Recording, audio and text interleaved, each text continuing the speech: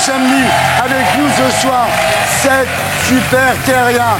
Jean-Jacques Bourdin, Anne Niva, Robert Charlebois, Ramzy Bedia, Fabrice Eboué, Anaïs Mali et Laurent Baffy. Alors, premier terrien invité ce soir, ils partagent le même lit et le même métier. Non. C'est pas Fabrice Eboué et Ramzy Bedia. Excuse-moi, non. C'est Jean-Jacques Bourdin, on y va. Autre terrien invité ce soir, notre TTO de la semaine, enfin notre invité, où c'était que t'étais passé à cette heure, tabernacle? Robert Charlebois. Autre terrien invité ce soir, ils sont ici pour une comédie étonnante, une comédie comme on n'en fait plus, une comédie dont on rêvait, une comédie drôle. Ça risque de choquer le public. Le public n'est pas du tout habitué aux comédies drôles. Est-ce que vous espérez, Fabrice, relancer la mode des comédies drôles? Fabrice Eboué et Ramzy Bedia. Notre deuxième terrienne de ce soir est sans doute ce que le Tchad a fait de mieux avec la Pologne. Anaïs Mali. En P4, après Alex Vizorek, nous accueillerons notre terrienne du samedi soir, Marine Barnerias. À 21 ans, elle apprend qu'elle a une sclérose en plaques. À 22, elle décide de partir toute seule faire le tour du monde. Une sacrée fille. Voilà, l'émission s'appelle Salut les terriens, le groupe Les Gréments de Fortune et le hashtag CSLT.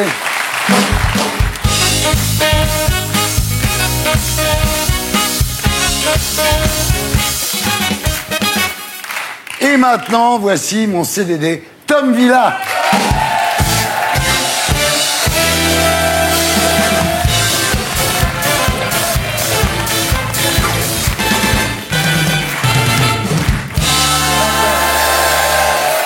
Bonsoir à tous. Tout le monde est venu en couple ce soir. Voilà, même Laurent, mais sa fiancée s'est cassée. Voilà. Ben moi, il y a Catherine qui va venir, c'est mon rhinocéros. Voilà, ça va être une putain de bonne ambiance. Nos premiers invités, Thierry, se voient déjà tellement peu la semaine qu'ils sont obligés de venir en couple à la télé. C'est Jean-Jacques Bourdin et Anne Niva, s'il vous plaît.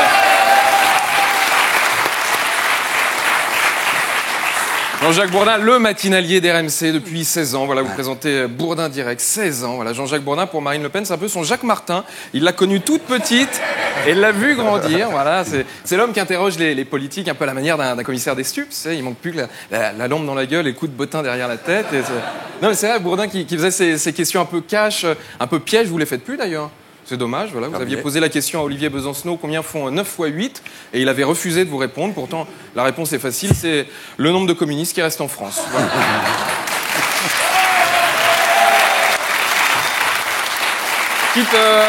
Petite question, Jean-Jacques Bourdin, quelle est la fréquence de RMC à Vernon dans l'heure ? Aucune idée.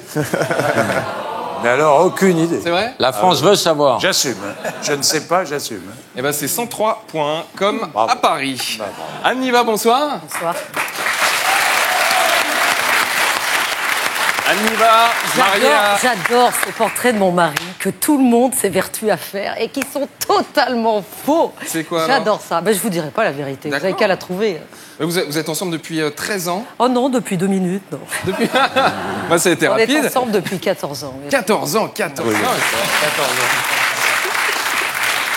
14 ans, et je me rends compte qu'ils n'ont jamais pris de petit déjeuner ensemble. C'est donc pour vous faire rêver, c'est pas la tour d'argent, c'est la brioche dorée qu'il vous faut en fait. Le week-end.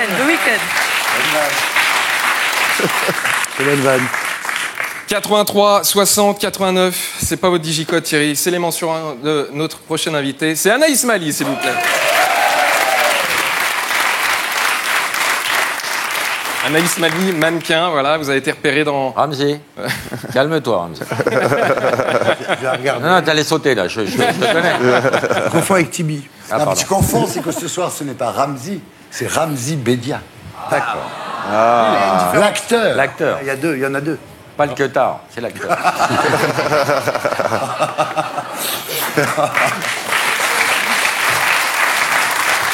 Non, Thierry, Anaïs, elle a été repérée dans la rue, c'est ça ? Dans un pub. Dans un pub. Ouais. Il est où ce pub, sans déconner? Dans le Vieux-Nice. Parce que moi, mes serveuses, sans déconner, elles sont pas en talons, elles sont en crocs, c'est dégueulasse. Non, mais c'est... Non, vous êtes la fille d'une mère tchadienne et d'un papa polonais, voilà. Comment est-ce qu'on peut être contre la mixité en voyant Anaïs Mali? Autant en voyant Fabrice, je peux comprendre, mais en voyant Anaïs... Non, mais... Et là, il y avait la Fashion Week qui s'est terminée cette semaine à Paris.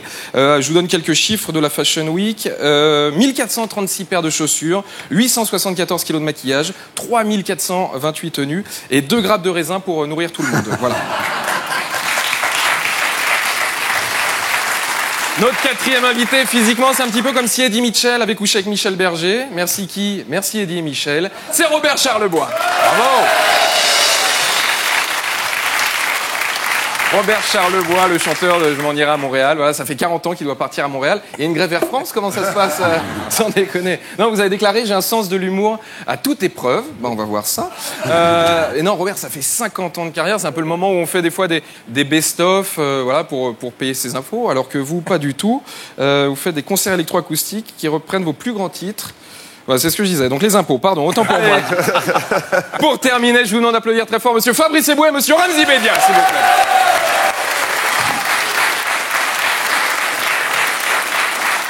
Ramzy, qu'est-ce que vous avez retrouvé chez Fabrice que vous aviez perdu chez Eric, à part les cheveux, évidemment J'ai retrouvé une complicité tout de suite, en fait. C'est vrai? Oui, ils sont très très semblables, Eric et Fabrice. Bon, Vraiment. ils viennent pour le film de Fabrice qui s'appelle Coexister. Voilà, c'est l'histoire d'un rabbin, d'un imam et d'un prêtre. Mais ils sont pas dans un avion et l'imam ne vole pas la montre du prêtre. Non, le film fait cohabiter un peu des musulmans, des catholiques et des juifs. Donc pour vous, c'est une comédie. Pour Nadine Morano, c'est un film d'horreur.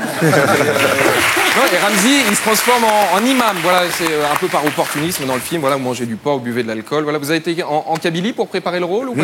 Non. Mais Voilà. un ouf. Non, et Fabrice sur Coexister, bah, c'est le scénariste. Coexiste, t'as dit coexiser, ce qui était très gênant en me regardant. Bien coexister. Non, Fabrice, c'est le scénariste, l'acteur, le réalisateur et le coproducteur. Donc en fait, sur le film, le juif, c'est pas le rabbin, c'est Fabrice, hein, évidemment. Mais non, on peut, non, faut pas, non, n'applaudissez pas.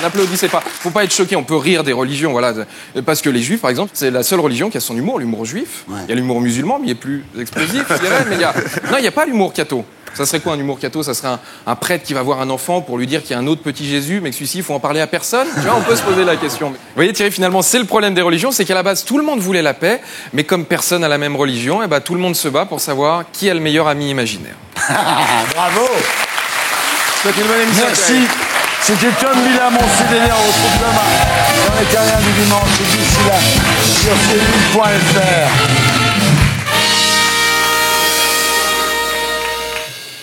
Qu'est-ce qui se passe? Il n'a quand même pas dit le principal en ce qui me concerne, c'est que ma fonction, c'est pas être femme de Jean-Jacques Non, mais Bourdin. attends. C'est grand reporter. Oui, mais pour tous les autres, il l'a dit. Hein. Oui, d'accord. Où est le dresseur? Moi, je suis grand reporter. On va en parler. Oui, mais enfin, ça peut se dire aussi. Comment on fait? Bah, vous refaites. C'est ça, oui. On va en Sans parler. déconner. Il l'a dit pour tout le monde, sauf pour moi. Moi, il n'a pas dit pourquoi j'étais là. Je suis grand reporter. Alors, on a tous des plaintes. Regarde, ils ont mis tous les immigrés du même côté. On a l'impression que...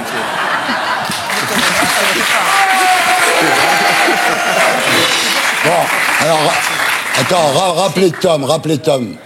Tu peux... C'est juste par souci d'efficacité, mais j'ai des blagues sur vous. C'est par souci de dire Non. Niva, elle est là, c'est la femme de Jean-Jacques Bourdin. Moi, je suis non, d'accord, c'est voilà. pas sexiste. C'était la seule chose à pas dire. Et j'ai pas envie de Non, foutre la non, merde. Là, je me mets à la place du téléspectateur, il entend ça Merci. au début de l'émission, c'est clair. Bon, vous avez intérêt à rigoler. Et, juste, Si vous le faites bien, Non, je non, rirai. je sais bien. parce que moi, t'as dit que j'étais moche et le spectateur ne voit pas ça non plus. C'est vrai. Si tu Le spectateur va croire que t'es moche. Non, mais Anniva, vous venez parce que vous avez écrit un livre aussi qui s'appelle Dans quelle France on vit? C'est bon? Oui, tout à fait. Très bien. Quel Parce que éditeur? mon métier, c'est d'aller voir sur le terrain. Bien sûr. Mais non, mais vous avez fait un Voilà. grand tour de France, j'ai regardé. Vous avez choisi de fait. visiter Civille, Montluçon, Laval, Évreux, Lons-le-Saunier, Ouais. Laon et pour finir Ajaccio. Ouais, à part ça, je suis reporter de guerre. Mais bien sûr. Bah oui, Ajaccio, bien sûr. on l'a vu. Voilà. Et on passe maintenant à nos qui est au top de la semaine.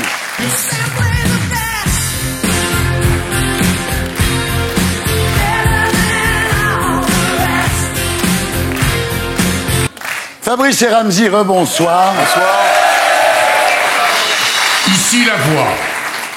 Thierry, Je suis désolé, le public ne veut pas de Ramzy Bédia. Il réclame Éric Judor. Faites le nécessaire. Est-ce que cette voix, c'est pas François Rollin? Oui, Merci. c'est le professeur Rollin. D'accord. On sent que tu l'as croisé dans les Bravo, couloirs, bien alors. joué, c'est Je vrai. t'assure, je ne l'ai pas croisé. Tu l'as croisé. Non, je l'ai pas Il était dans ton film. croisé. Oui, exactement. Le hibou? Ouais, c'était bien. Alors, ça passe bien, Fabrice et Ramzy, non? Est-ce que je peux préciser une chose quand Ouais. même? Mais C'est vous que- allez arrêter de nous faire chier tous Non, maintenant. non. On peut la démarrer cette émission de merde, oui ou non? C'est bien. Eh les mecs, faut y aller là, hein.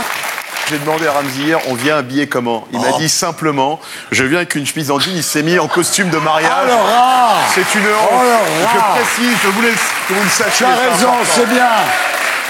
Mais depuis le début de la promo, il y a ce petit jeu. C'est vrai Bon. qu'il fait crade comme ça. Là, hein. je l'ai niqué, je l'ai Oh niqué. là là. On m'a dit que j'étais moche, crado, je vais y aller, je crois, là. Mais tout ça, ça t'a pas empêché de faire un super film. Waouh!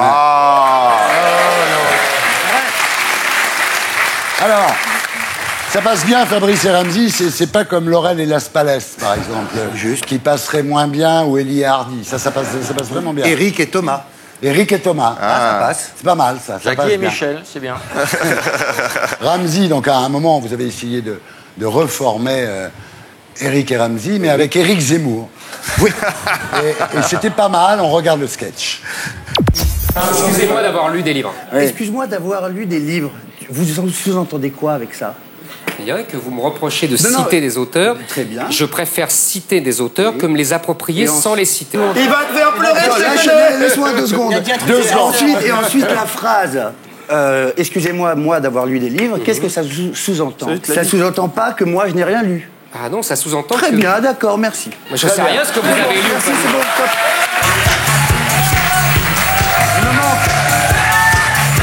Ah, il t'a énervé, hein? Et il me manque.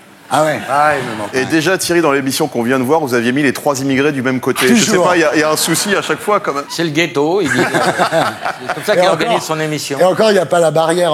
Il y a quand même la barrière des langues, on les comprend pas bien. Oh, t'es un Heureusement que t'as pas mis le singe de ce côté, ça aurait été limite. Hein, là.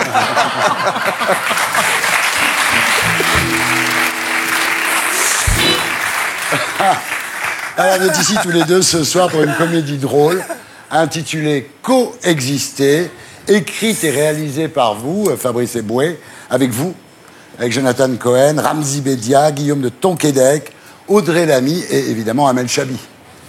Et Mathilde Seigné. C'est vrai, ah ouais, elle fait la méchante, Mathilde Seigné. Ouais, ouais. Elle fait la patronne de la maison de disques. Exactement. Alors, ça commence comme une blague carambar, donc il y a un curé, un imam et un rabbin. Ça chute mieux.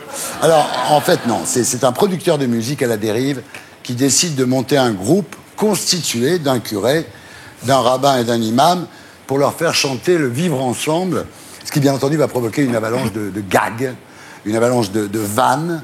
Alors, c'est très drôle. Ça, je vous dis franchement, c'est rare que je m'engage comme ça à la télévision, publiquement. Mais là, je dois dire, je me suis marré du début à la fin. Alors, il y a Tonquédec, donc le prêtre. Alors, lui, en fait... il jette tout le monde, il déteste le showbiz, mais il a le toit de l'église à refaire, donc il accepte, et c'est vrai qu'il est génial dans le rôle. Il a vraiment une gueule de curé, Tonquédec. Hein. C'est un nom de curé. C'est une le gueule de curé. Il a C'est le nom vraiment- du ouais, curé, ouais, il a- c'est le curé, voilà. Il y a Jonathan Cohen, le rabbin. Alors, lui, il faisait partie d'un groupe qui jouait dans les bar mitzvahs, Et Magic Rabbins. jusqu'au jour où, sans faire exprès, il a coupé la bite d'un môme lors d'une circoncision. Et il s'en est jamais remis, il Il s'en déprime est chez jamais remis. Et depuis, il a une phobie des petites saucisses knacky. Quelle horreur. Résumé comme ça. lui. Alors on va en vendre des tickets comme ça. Ah, ouais, c'est bien. Et vous, alors, vous êtes un imam fake. Si ça n'avait pas été un imam fake, je crois que vous ne l'auriez pas joué, parce qu'il n'est pas question non plus. Non, si ça avait été comme ça, un vrai imam qui Ouais. part à la dérive comme ça, non, je l'aurais pas fait. J'ai Bah, trop de c'est- respect pour cette Vous fonction. avez raison, bien Mais je sûr. l'aurais pas pris non plus, parce que t'aurais jamais cru qu'imam... Alors, vous êtes un musulman qui mange du porc, qui boit de l'alcool, qui baise à tout va. Je suis un chanteur raté qui chante dans des cabarets miteux. Et la proposition de Fabrice, bien sûr, je saute dessus parce que je rêve de tourner, je rêve de groupies et je rêve d'alcool. En plus, il bosse dans une mosquée, il dit, qui s'appelle la mosquée Jacques Brel. Ouais. Ça se voit que j'ai jamais été dans une mosquée, c'est la preuve. Ouais. Alors, vous avez eu l'idée du film avant l'attentat du 13 novembre. Vous avez failli renoncer, Fabrice, et puis vous avez pris la bonne décision. Au départ, j'hésitais. Et puis, je me suis dit, il faut le faire. Et puis c'est à la fois, évidemment, sur le vivre ensemble, mais c'est une critique du vivre ensemble aussi, Bien sûr. qui est devenu totalement galvaudé comme terme. Maintenant, t'achètes des couches, t'as toujours un petit noir, un petit chinois et un petit français dessus pour dire, t'as vu, c'est super. Donc j'en avais un peu marre, je me dis, il faut se moquer de tout ça maintenant, quoi. C'est très réussi. Alors au départ, c'est inspiré par un trio, un groupe créé par le père Di Falco en 2010. Il y en a 2 en tôle sur les 3. Il y en a un qui est plus curé, c'est-à-dire il a découvert le show business, il est défroqué. Vous saviez ça? Ouais, c'est le plus jeune, il était séminariste à l'époque, et suite à la tournée, il a dit, finalement, je vais faire autre chose que prêtre. Ouais. Il est animateur dans un centre aéré, ça. Aujourd'hui, il croit plus à la SACEM qu'en Dieu, de toute façon, tous les trois. Alors, il y avait aussi sur Direct 8 une émission qui s'appelait Les Enfants d'Abraham. On les regarde dans Salut les Terriens. Alors, un catholique, un musulman, un juif, c'est plus une émission de télé, c'est Jérusalem. Ça s'est bien passé dans les loges? Très bien. Malek, Raïm Corsia n'a pas essayé d'annexer votre loge, non? C'est avant tout des retrouvailles entre nous trois, parce qu'on a eu pendant 6 ans une émission qui manque cruellement. Et si moi j'ai accepté de venir, c'est parce que je rêvais, maintenant, dans un temps compliqué, de pouvoir réaffirmer que les chrétiens, les musulmans et les juifs ont des choses à partager et des grandes questions d'actualité. Maintenant, on avait cette émission sur Direct 8 pendant 6 ans, et elle a arrêté au moment, je crois, où elle serait le plus nécessaire. Voilà les enfants d'Abraham qu'on avait réunis à nouveau sur le plateau de Salut les Terriens. Donc la loge de Malek Chebel n'avait pas été annexée par Raïm Corsia, rassurez-vous. Et maintenant, on va regarder la bande-annonce. Déjà, rien que la bande-annonce, elle est top. On regarde. Bonjour, Nicolas Lejeune, de Manche Musique. Pourquoi De Manche Musique est au point mort depuis 2 ans? On a essayé de lancer des projets artistiquement très ambitieux. J'adore les glaces avec 2 boules. Voilà, ça c'est de la merde, ça peut cartonner. Si dans moins de 6 mois, Monsieur Musique n'a pas rempli l'Olympia avec un nouvel artiste, il cédera sa place de directeur. Et pourquoi on fait pas ça? Quoi? Un prêtre. Très bien. Un rabbin. Et un imam. Une gueule d'imam, moi. Réunis sur scène pour chanter ensemble. 1, 2, 3. Non mais je rigole pas là. 1, 2, 3. Le groupe coexistait, quelque chose qui vous lie à la communauté juive? Moi c'est Rabbi Jacob. J'ai dormi comme un bébé. Comme ou avec? Oh non. Moi, je vous rappelle que nous sommes dans un pays de culture chrétienne. Judéo-chrétienne. Ah non, chrétienne. Les rois de France n'étaient pas juifs. Ça c'est dommage, hein, parce qu'il vaut mieux avoir la bite coupée plutôt que la tête. Oh, bah c'est malin, ça. Qu'est-ce qui se passe, Samuel? Vous êtes sur scène dans 5 minutes? Attention, on est coupé. J'ai fait les plus beaux glands de toutes les Hauts-de-Seine. Je sais pas ce qui s'est passé. Tiens, file-lui ça. Je vais pas filer de la cocaïne à un rabbin. Bonsoir la France! Arrête, on dirait un contrôleur RATP. Eh non, mais t'es censé être imam. Pas d'alcool en public ni sur la tournée. On peut pas refuser du vin, on est en France. Un vin blanc, le blanc c'est moins que le rouge. Une seconde, je suis tout nu. Sur scène dans 15 minutes? Je suis prêt, moi. Et alors, où se trouvait votre mosquée? Dans le Val-de-Marne. Oui, le 9-4, la mosquée Jacques Brel. Là, il faut savoir mettre sa foi à l'épreuve. Non, mais ma foi est la plus forte de toute façon. C'est bon là, on peut peut-être un petit peu discuter tranquillement. Allez, amen, salam, shalom, alléluia, let's go.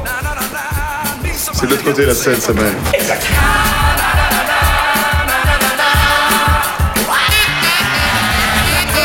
Bon, on fait quoi ce soir? Se fait plaisir, on sort ce soir, ok? Non, personne ne bouge. Allez, putain, on sort, merde. On rigole un peu. J'adore.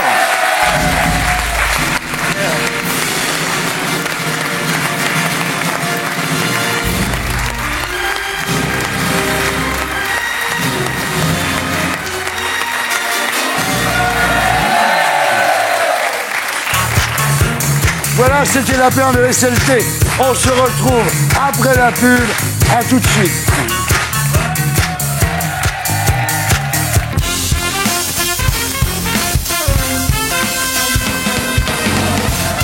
Rebonsoir les terriens du samedi. Nous sommes de retour sur Terre, toujours en compagnie de Jean-Jacques Bourdin, d'Anne Niva, de Fabrice Eboué, de Ramzy Bedia, de Robert Charlebois, d'Anaïs Mali et de Laurent Baffy. Fabrice et Ramzy, rebonsoir. Bonsoir.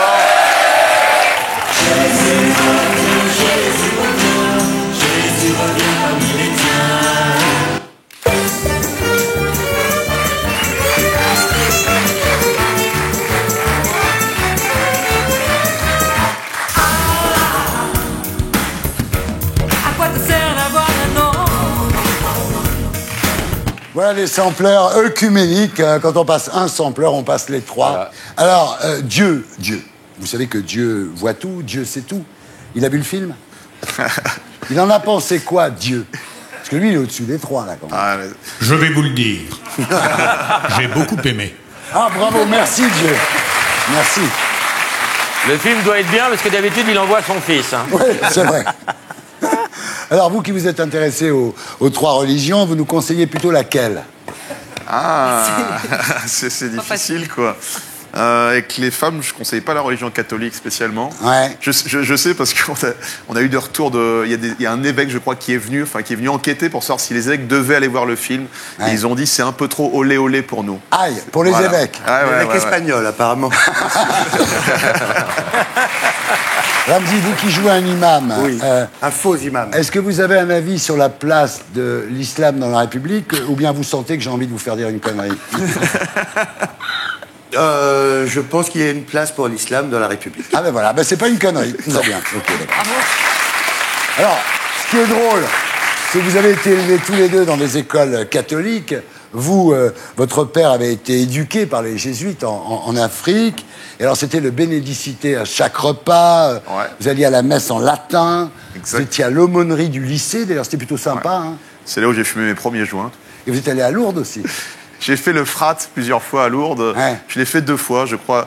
T'es adolescent et en fait, tu vas là-bas et t'es chargé d'aider les handicapés à aller jusqu'à la grotte qui est en contrebas de la ville. Il y a la petite grotte. On était ados, on était cons. Et je me rappelle, le plus grand jeu, c'était celui qui lâchait le plus longtemps les fauteuils roulants dans la pente et qui le rattrapait au dernier moment. Ah oui, d'accord. Voilà, mais on était très bêtes à cette époque-là. Mais quand même, éducation catholique. Et vous aussi, Ramzy, votre père, que j'ai connu, le grand-duc, vous a inscrit à l'école catholique. J'ai fait toutes mes études à l'école catholique. Je faisais mes prières avant de manger le midi. Ce qui est extraordinaire avec votre père, c'est qu'il a continué à travailler après sa retraite pour vous permettre d'aller dans cette école catholique. Exactement. Voilà. Il ne voulait pas me mettre dans l'école de la Cité. Il y avait une école catholique à côté. Il a travaillé jusqu'à 85 ans. Et malgré tout ça, tu n'as rien lu. Ouais, tout ça pour ça. Tout ça pour ça. Je faisais mes prières.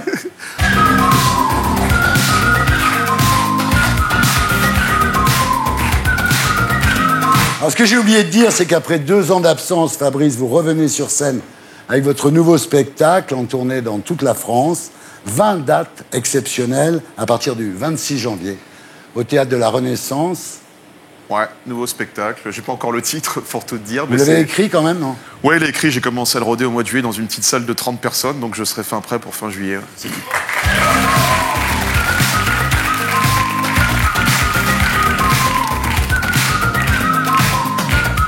Et maintenant, vous ne serez pas étonné qu'on fasse un quiz. Qui a dit spécial Dieu?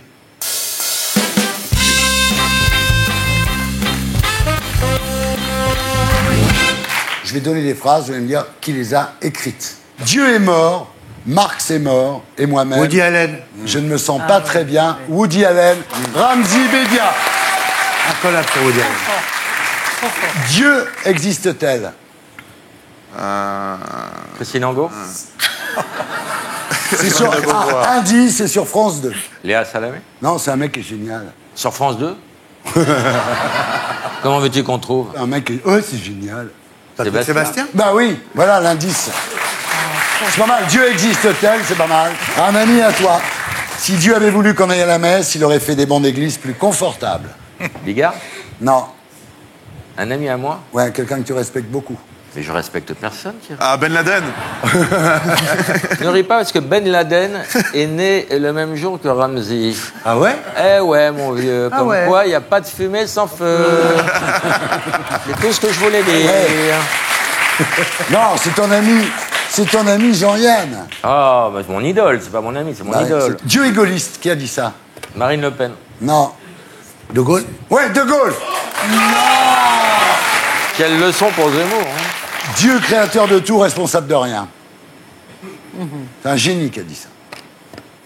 Grandet. C'est toi, connard. C'est moi. Mais ouais. Eh oui, c'est moi. Eh oui.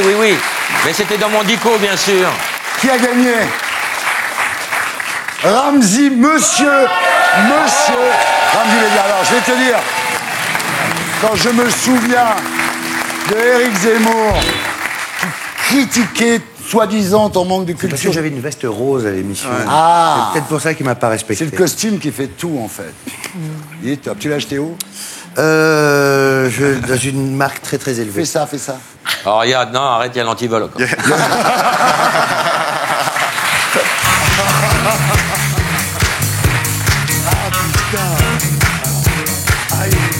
Et maintenant, on passe à nos invités polémiques de la semaine. Il va y avoir du sport, mais moi je reste tranquille. Il va y avoir du sport, mais moi je reste tranquille. Il va y avoir du sport, mais moi je reste tranquille. Il va y avoir du sport. Alors, Anne Niva et Jean-Jacques Bourdin, rebonsoir. Alors, Anne, vous êtes reporter de guerre, auteur d'une dizaine de livres, dont Chienne de guerre, prix Albert Londres en 2000. Après l'Afghanistan, la Tchétchénie, l'Irak, la Syrie, vous portez pour la première fois votre regard sur l'Hexagone et ça donne Dans quelle France on vit, en poche, chez Pluriel, le 9 octobre. Jean-Jacques Bourdin, vous êtes le mari d'Anne. C'est la première fois. Bravo. Alors là... C'est vrai, non? Ça, c'est la première fois. Jean-Jacques. Oui. On est solidaires, on te lâchera pas dans cette galère. Vous êtes le mari d'Anne. Comment tu dois en chier, putain, on est avec Et toi. vous êtes ensemble depuis 14 ans, voilà. Alors, RMC, BFM TV, en revanche, ça fait 16 ans. Et vous présentez tous les matins, donc Bourdin direct, du lundi au vendredi, de 6h à 10h.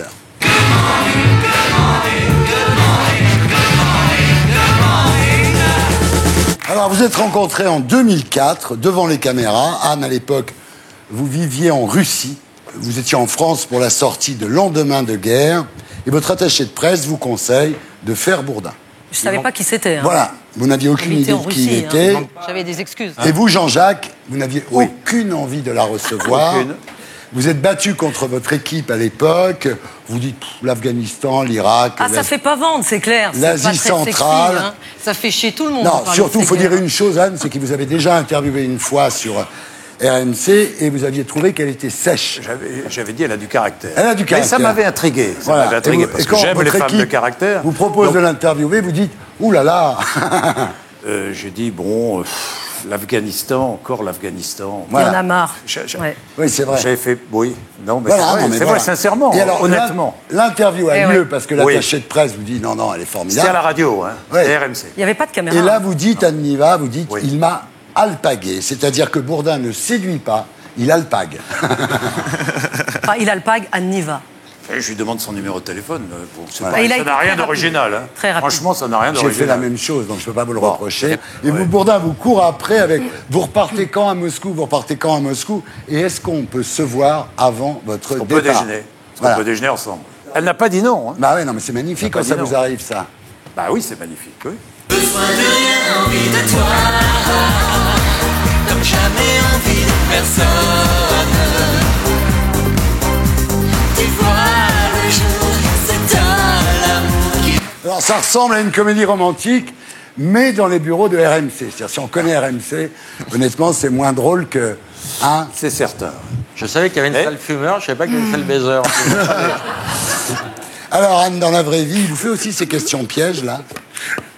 Ces questions pièges. Moi, je trouve qu'il n'y a pas de questions pièges. Non, alors, il y a un truc... Il y a un truc tu rentres à 8h05, t'étais où, salope? Je suis désolé. Non, c'est pas piège. Moi, je trouve que tout le monde doit tout assumer et répondre à tout. Le problème, c'est que dans les médias, on joue la comédie, on fait de la com, etc., etc. Ce qu'il faut dire quand même, c'est que la question à Sarkozy sur les sunnites et les chiites, c'est une question à vous, hein. Bah oui, je lui souffle des questions. Hein, vous lui soufflez les questions, et pas les pires, Jean-Jacques. Ouais. Ah, celle-là, c'est une idée d'Anne, très fier. Oui, derrière un grand homme, il y a toujours une femme. Ah ouais, toujours. Toujours. Alors, la pire question qui vous est posée, est-ce que c'est « tu veux m'épouser » Mais il ne m'a pas demandé. Je ne sais même pas d'ailleurs comment ça s'est passé. Tu n'as pas demandé? Je crois pas. Ouais. Pourquoi vous n'avez pas Non, régularisé? on a eu, Bah, vous voulez être on a eu sûr notre fils et on s'est mariés. Ah ouais, c'est l'enfant Ouais. qui... Oui, d'accord. Ouais.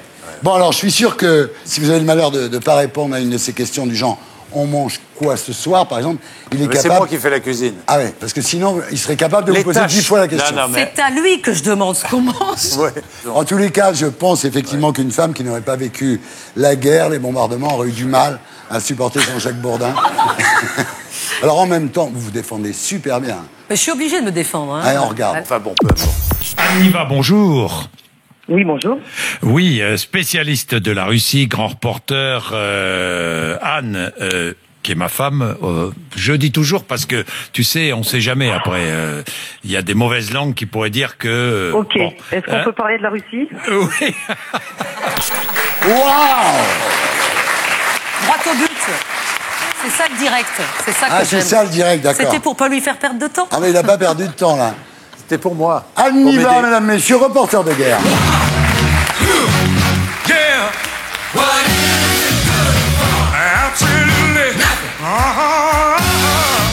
Alors, en tant que reporter de guerre, vous pensez quoi des journalistes qui préfèrent rester bien au chaud dans un studio à interviewer des politiques?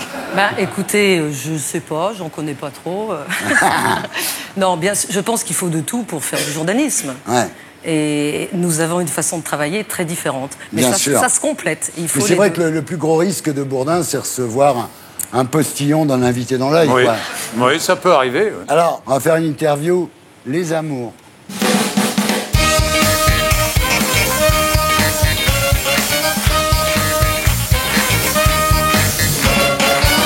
Anne, il se lève à quelle heure le matin? 4h15. Oh putain. Quel est son parfum préféré, Jean-Jacques?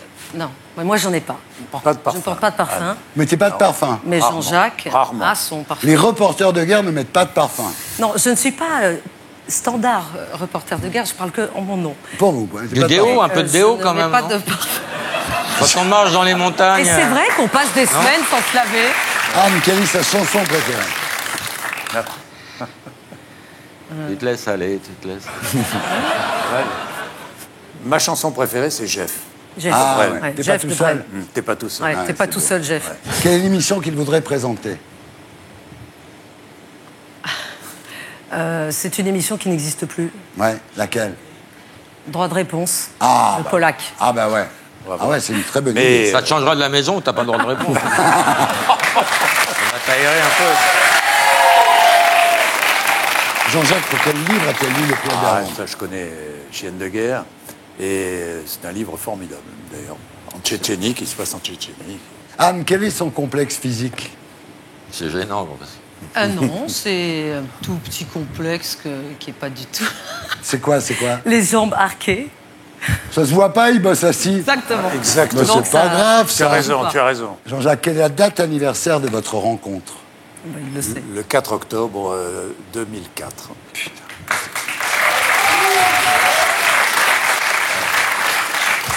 3 jours de deuil national.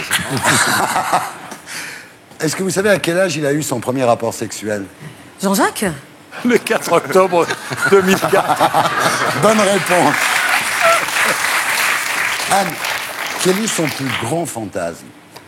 Fantasme de Jean-Jacques? Ça n'est pas racontable. Dans cette émission, quand les gens ne répondent pas, ils sont pixelisés. Ah, mais il n'y a pas de problème. Vous voulez être pixelisé pour Pourquoi voir? pas? Alors Jean-Jacques, qu'est-ce qui lui fait peur? À pas rentrer chez toi le soir, est-ce que Anne, ça... rien. Franchement. Si.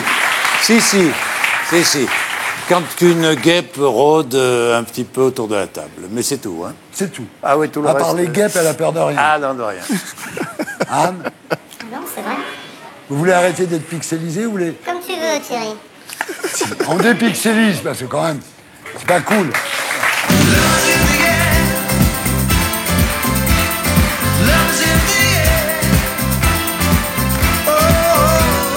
Alors Jean-Jacques, vous avez vu Macron en Corrèze mercredi? Je l'ai vu, oui. On regarde. On a certains, au lieu de le bordel, il ferait mieux d'aller regarder. Ah oui, S'ils mais peuvent pas avoir des postes là-bas, parce qu'il y en a qui ont les qualifications Oui, pour oui. le faire. Hein. Oui, mais je sais bien. Mais Et c'est pas loin de je chez veux eux. dire, Non, mais on parlait avec le préfet. on ne règle pas le problème d'une manière forcée. Ça vous choque, Jean-Jacques Bourdin, le franc-parler du président? Ce qui me choque, c'est que il sait qu'il y a les manifestants pas très loin, et donc il n'hésite pas tout de même à dire. Mais il a dit ce qu'il pensait. Il le pense, sincèrement. Ça me choque pas particulièrement.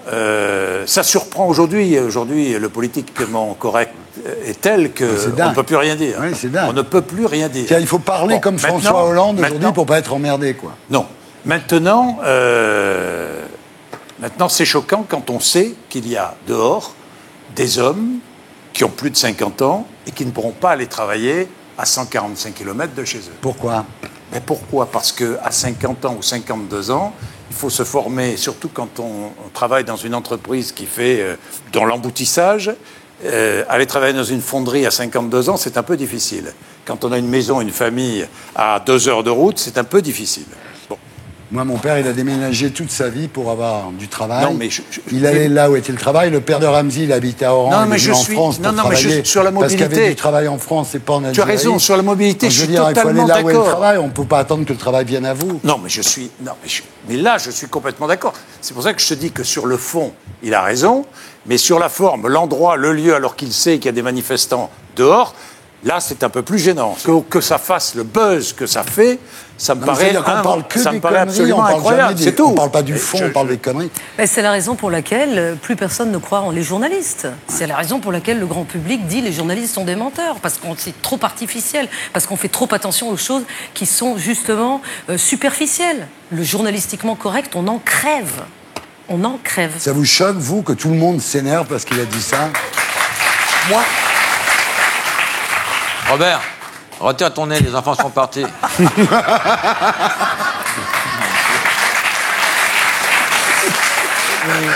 Les chaînes de nouvelles en continu. Il faut nourrir la bête, ça radote, ça radote.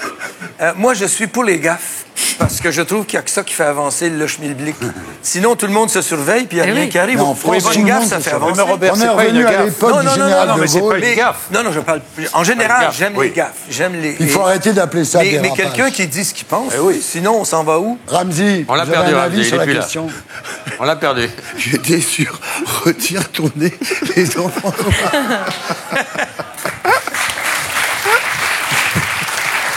Laurent Baffy, t'as un avis sur la question? Il n'a pas 40 ans quand on parle comme ça. Bon, c'est vrai qu'il y a les gens juste derrière, et puis il doit savoir qu'il y a la caméra aussi. Mais il a même pas 40 ans, le mec, on parle comme ça. Fabrice. Pareil, même quand tu présentes un film comique, maintenant tu fais attention à tous tes mots. Voilà. Tu sais que le moindre truc peut te foutre en l'air, donc ça devient très compliqué. Anaïs? Ça me choque pas non plus. Ça vous choque pas. Bon, ça nous choque pas ici, ce qui est déjà très bien. Voilà. Et maintenant, Anne, on va parler de votre livre juste après l'édito de Blacko.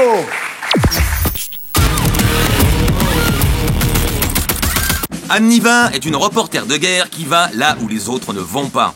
Après l'Irak, l'Afghanistan, la Tchétchénie, elle a donc décidé de visiter Laval, Évreux et Montluçon. Dans le temps, on appelait ça la province. Aujourd'hui, on parle de la France périphérique. Tandis que Paris et les grandes villes profitent de la mondialisation, dans le reste du pays, les temps sont durs.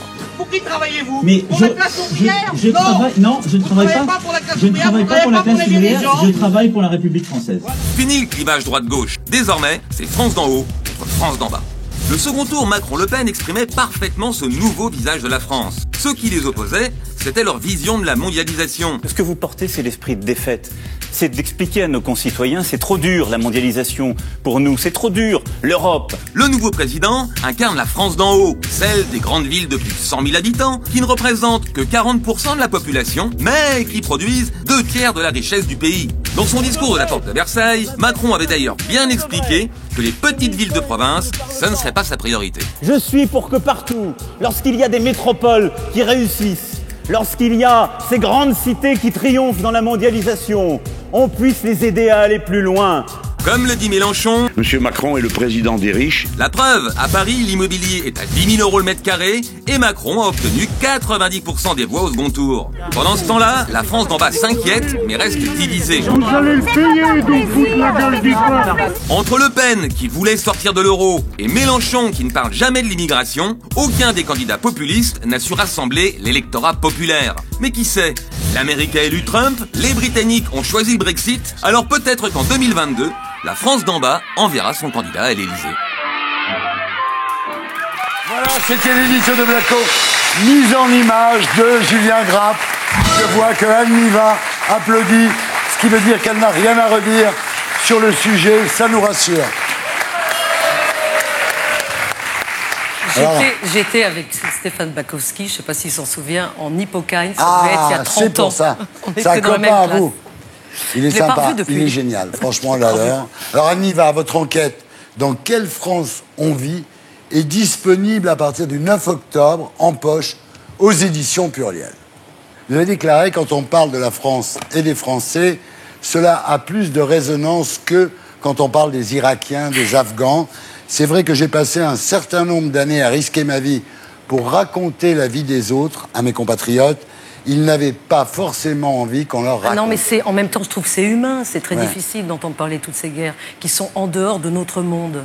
Mais il faut quand même se rendre compte qu'en dehors de la bulle de confort dans laquelle nous vivons tous, plus ou moins bien certes, mais c'est quand même une bulle de confort dans le sens où il n'y a pas de guerre, eh bien, ça bouillonne. Ça bouillonne. Et moi, je pense qu'il faut qu'il y ait des gens qui aillent dans le bouillon pour pouvoir justement le raconter. Moi, je fais rien d'autre. Je ne suis pas la seule, on est quand même quelques-uns. Alors, vous avez donc décidé de tourner votre regard sur l'Hexagone en appliquant les mêmes méthodes que pour découvrir les pays en guerre.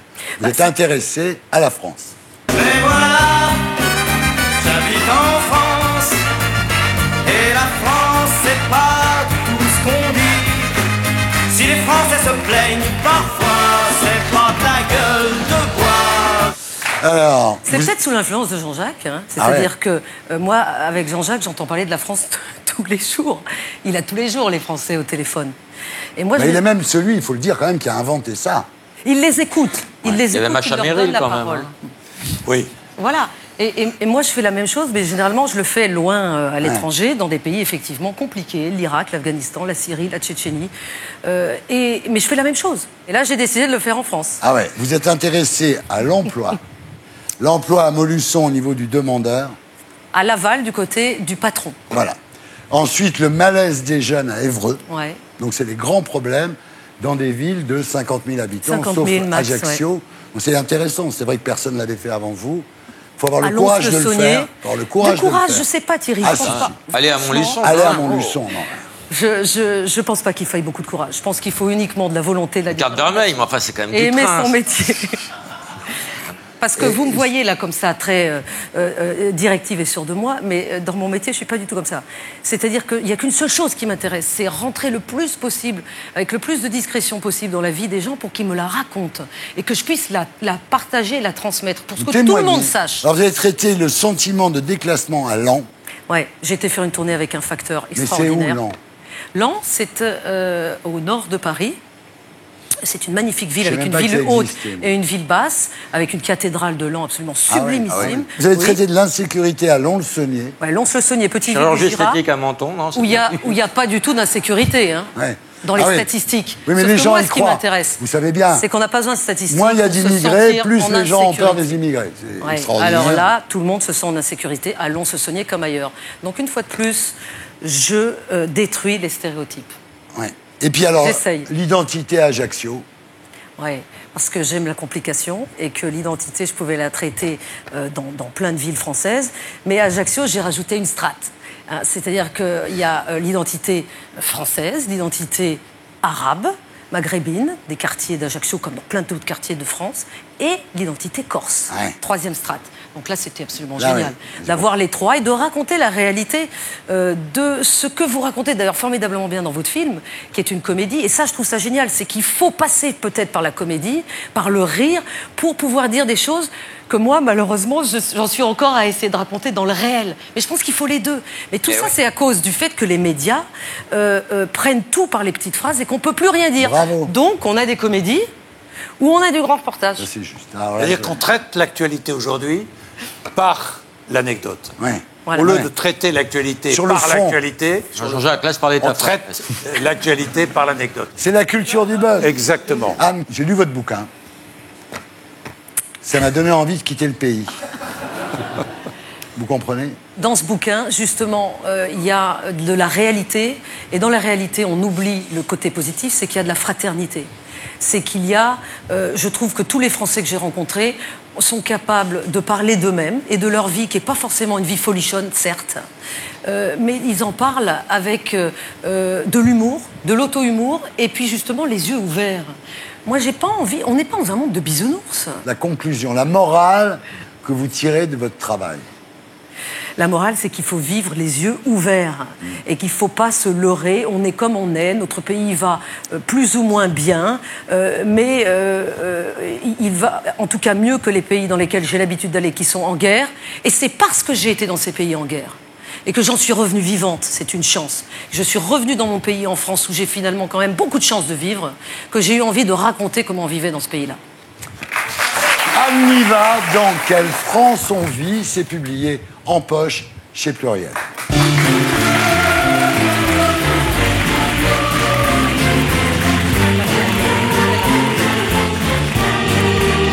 Et maintenant, on passe à la question sous serment.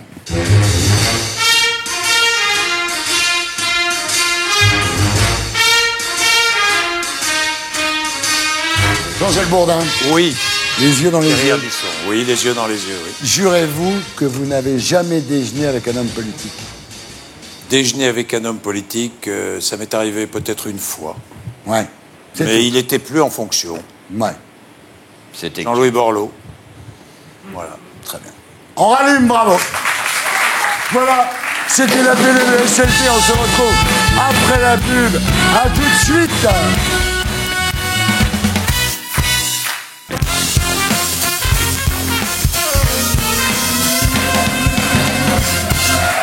Bonsoir les terriens du samedi. Nous sommes de retour sur Terre, toujours en compagnie de Jean-Jacques Bourdin, de Anne Niva, de Robert Charlebois, de Ramzy Bedia, Fabrice Eboué, d'Anaïs Mali et de Laurent Baffy. Et on passe maintenant à notre T'étais où de la semaine.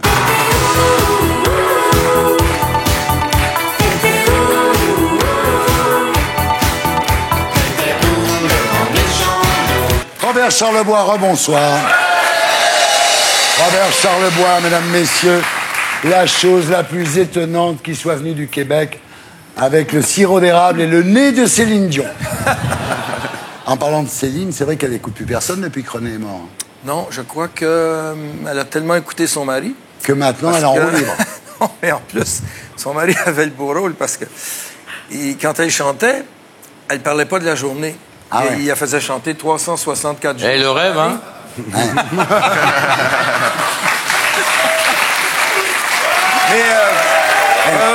Mais écoute, elle fait des sacs à main, de la mode. Elle fait même une de mes chansons, donc je peux pas me plaindre de Céline. Hein? Alors, je t'ai toujours entendu dire, le jour où je perds mes cheveux, j'arrête. Oui. Et ça c'est une connerie, hein? J'en ai perdu 2 ou 3. Là. Oui, non, oui. Non, ça va. Il y en a qui attendent de perdre leur voix, mais moi, j'ai toujours dit ça, que quand je perds mes cheveux, il me reste 2-3 ans encore. Et dis-moi, les cheveux, ça vient du mélange avec les Indiens, c'est les Arabes. Surtout ça vient pas des animaux, en tout cas. Alors, le premier Charlebois, qui est parti au Canada avec Champlain, donc au XVIIIe siècle, s'appelait Jean. Oui. Soit il partait, soit il était pendu. Hein. C'était un professeur d'école. Je sais pas cette histoire-là, mais c'était quand même un peu des gibiers de potence. Voilà. Ouais. Et donc, mon ancêtre a choisi le Canada, bien. Oui, il s'appelle la potence, oui. Si on veut. Alors, il était de Saint-Macaire, à 40 km de Bordeaux.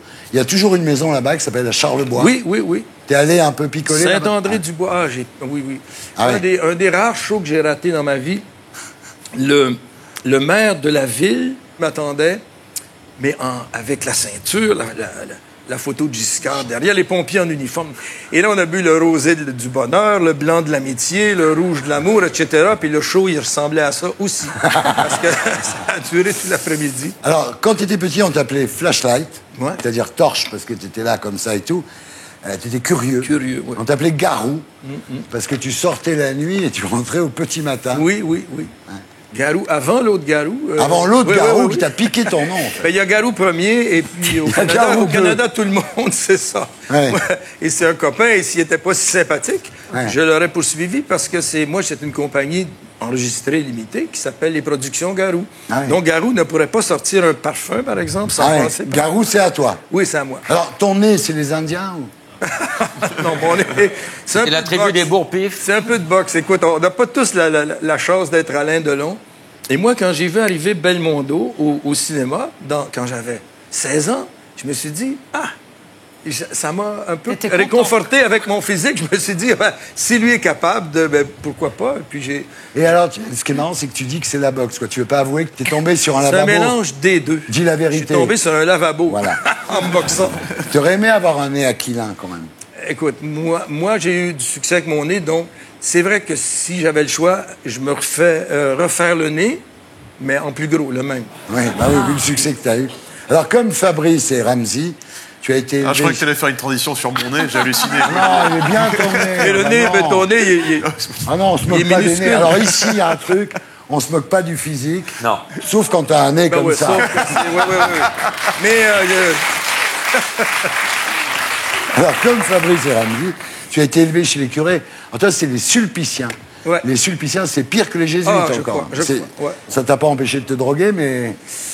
C'est vrai que les Sulpiciens, ou les nonnes, ils nous appelaient des directeurs de conscience, puis là, ils nous faisaient parler, parce que jouer avec son corps, c'était péché, puis si ton corps coulait, ben là, c'était péché mortel, alors ton corps a-t-il coulé? C'était ce qu'on entendait toute la journée au collège, voilà. Après, t'as mal tourné, il y a eu la pilule à San Francisco. Alors, il arrive à San Francisco, il y a une pilule qui vient de sortir, un truc de folie, et les mecs lui disent, écoutez, la meilleure idée, ça serait quand même de la couper en 4, parce que c'est dangereux. Ils l'ont coupé en 2. Je l'ai coupé en 2 parce que nous, on venait du Québec. Résultat, incapable de faire un numéro de téléphone pendant 15 jours, incapable de se souvenir de ton nom.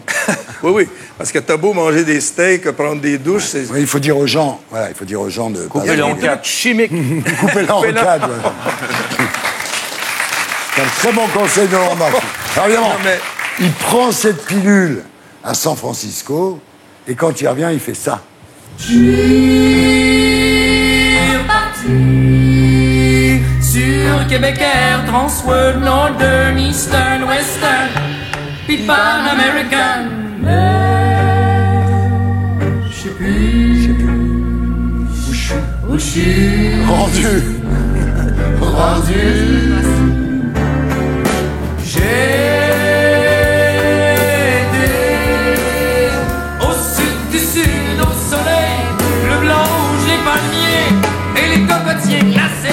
Bon, alors là, c'est un triomphe.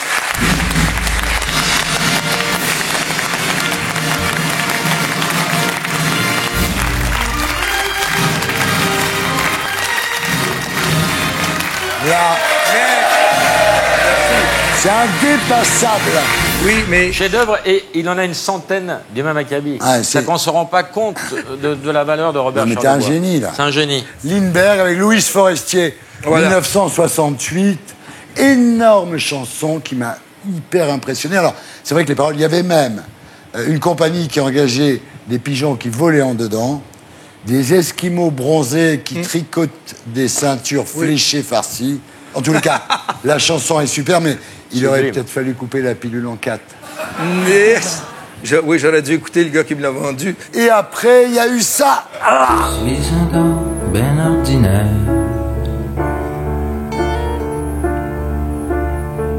Des fois, j'ai plus le goût de rien faire. Je fumerais du pot, je boirais de la bière. Je ferais de la musique.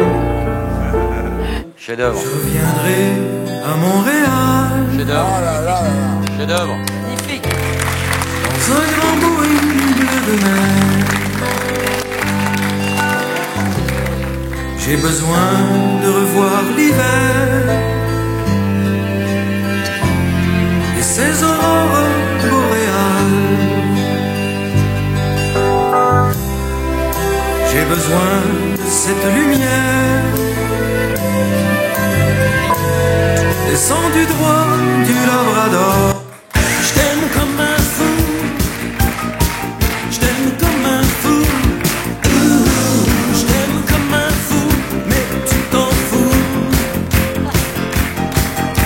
Je veux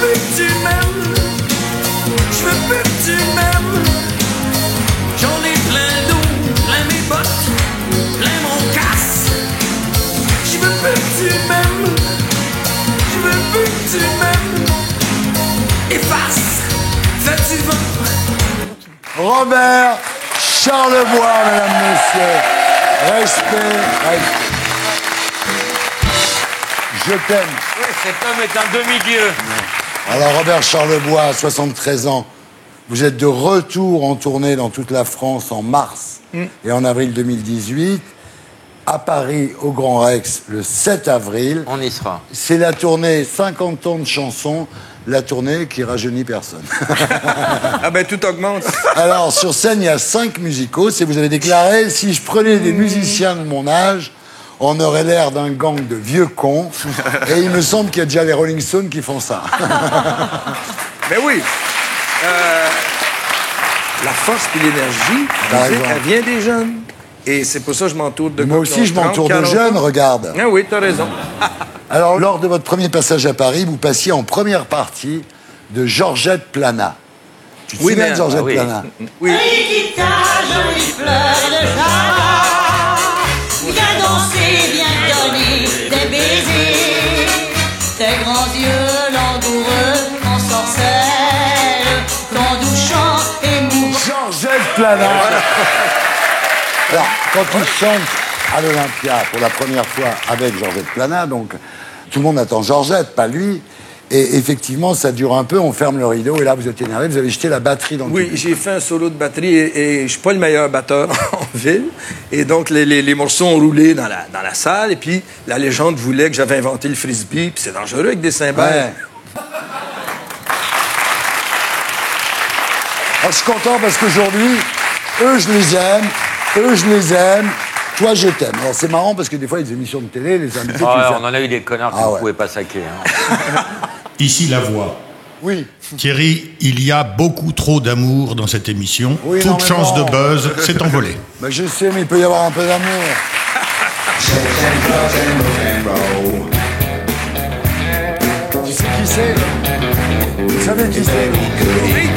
Qui? C'est pas Lou Reed? Non. C'est Yann Dury, bravo, il y a un cadreur qui a répondu.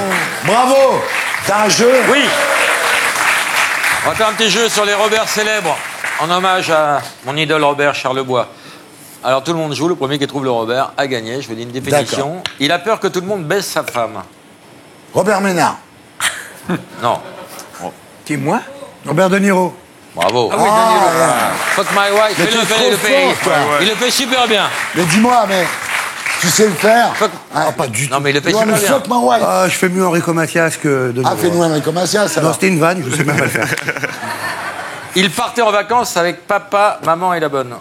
Robert Derry. Lamoureux. Un point. Lamoureux. Robert Lamoureux. C'est dur, ça, c'est pour nous, ça. Il a sauvé la tête d'un tueur. Ah oui, Robert Badinter. 2 points ici, on a 2 points. Il a répondu aussi. Il ressemble un peu à Elisabeth Taylor Bourré. C'est un chanteur. Ouais. Ah, c'est Robert des Cure. Oui. Robert Smith. Bravo. Regarde, c'est frappant. Ouais. Elisabeth Taylor Bourré. Il avait l'amour et la haine tatoués sur les doigts. Ah si, Robert Mitchum. Bravo. Robert Mitchum. Avec Charles Lockton. Bravo. KR, Ramzi. Ah ouais, non. Mais attends, je vais appeler Zemmour après l'émission et je vais lui dire, il est super cultivé pour un arabe. Hein. Je vais lui Dis-lui dire. qu'il s'est trompé. Mais je vais Et lui dis-lui dire. aussi que. Dis-lui qu'on est plein d'autres arabes comme ça. Ouais, je vais lui dire parce C'est qu'il ne croit l'arabe pas. qui cache la forêt, c'est incroyable. Il est passé de Chaplin à Iron Man. Robert Downey Jr. Boum. Il a fait vendre plus de bières que Robert Charlebois. Un indice musical peut-être? Robert Palmer. Oui.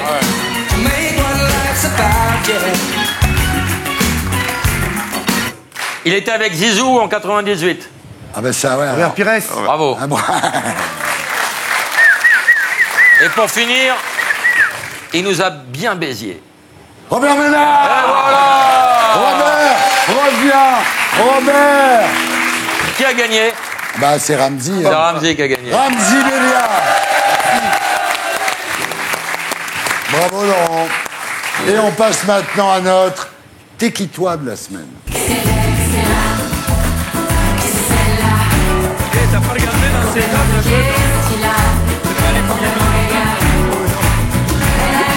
Anaïs Mali, rebonsoir. Vous êtes notre Téquitois de la semaine. Alors, selon le magazine Lui, qui envoie passer quand même un bon paquet, vous faites partie des 4 plus belles filles de la planète.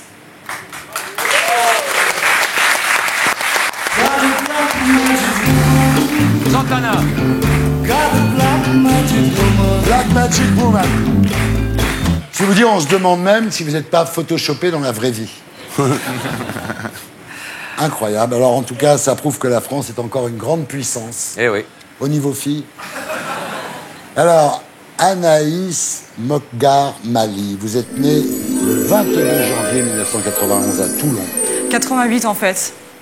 J'ai dû mentir parce que quand j'ai signé à New York, on m'a dit t'es très belle et tout ça, mais ouais, j'étais trop vieille. Donc on m'a dit on va mentir sur ton âge et c'est la première fois que je le dis. Donc voilà, j'ai 29 ans. Bravo. Ah, bravo. Je suis déçu. Ensuite, vous avez vécu 10 ans à Nice avec votre maman, Lucie, qui est tchadienne. Oui. Et votre père, lui, était polonais. Oui. Mais vous parlez pas trop de lui. Non, parce que j'ai pas du tout grandi avec lui. J'ai vécu qu'avec ma mère. Il n'a jamais été présent dans ma vie. Voilà. Alors, quand vous étiez petite, vous étiez complexée par vos cheveux. Ouais. Et c'est le babyliss qui vous a sauvé la vie. Vrai ou pas? Ouais. C'est vrai. Ouais. Pourquoi vous On vient des services. Ouais, hein. j'ai une lissée, une espèce d'afro énorme. Une afro énorme. Comme toi, mais un peu plus. Ah, moi, un peu pareil, plus- en plus, j'étais dans les écoles privées catho, j'étais le seul petit élève de couleur.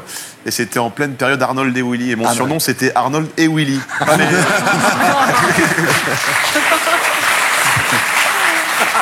Alors, à 18 ans, vous êtes repéré dans un pub, pub. à Nice. Ouais. Mais votre mère, Lucie, vous oblige à finir vos études. Exactement. Alors, 1 an et demi plus tard, un autre agent vous contacte sur Facebook. Et là, c'est miraculeux, il vous propose de travailler à...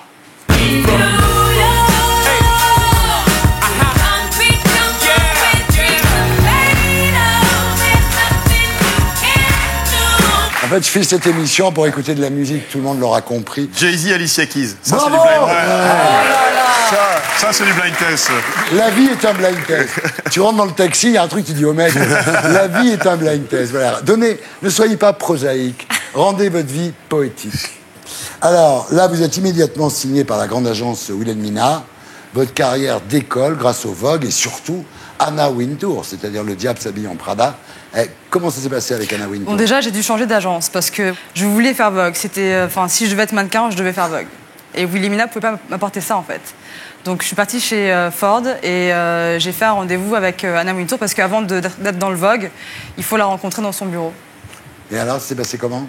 Ben, je l'ai fait rire, je sais pas, j'ai dû dire une connerie, ça l'a fait rire. Ah ouais, ouais. Parce qu'elle était tough, hein, quand Elle même. est très tough, très très tough. Tout le monde a peur d'elle, ouais. Tout le monde? Tout le monde. C'est le miracle.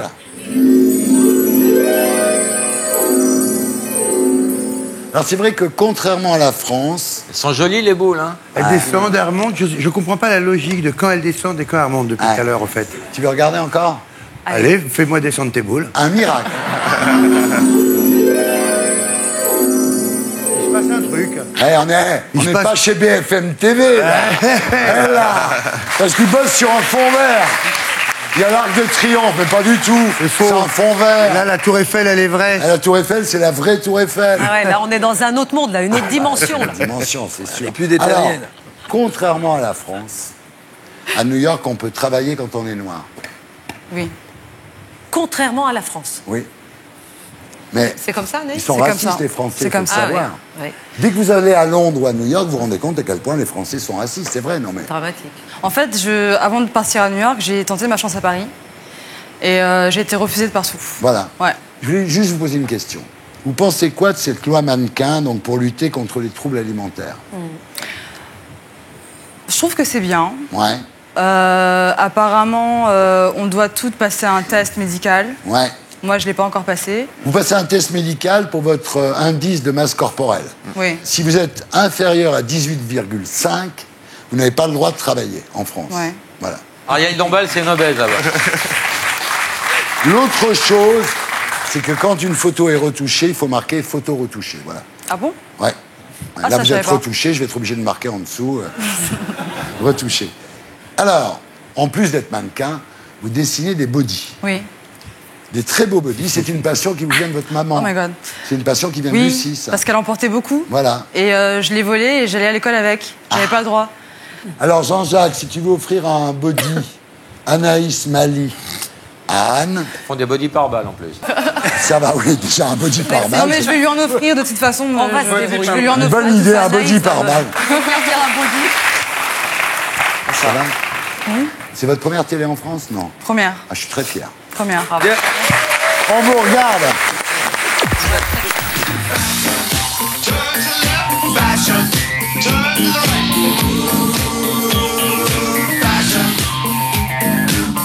We are the Goon Squad and we're coming to town. Beep, beep.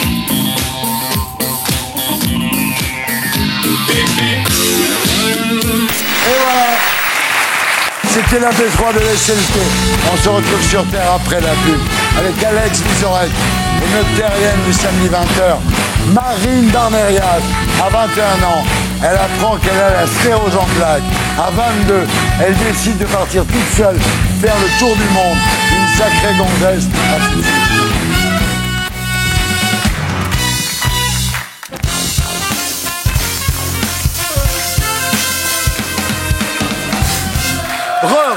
Bonsoir, les terriens du samedi. Nous sommes de retour sur Terre, toujours en compagnie de Jean-Jacques Bourdin, de Anne Niva, de Robert Charlebois, de Ramzy Bédia, Fabrice Eboué, d'Anaïs Mali et de Laurent Baffy. Et maintenant, c'est l'heure des infos de Viso.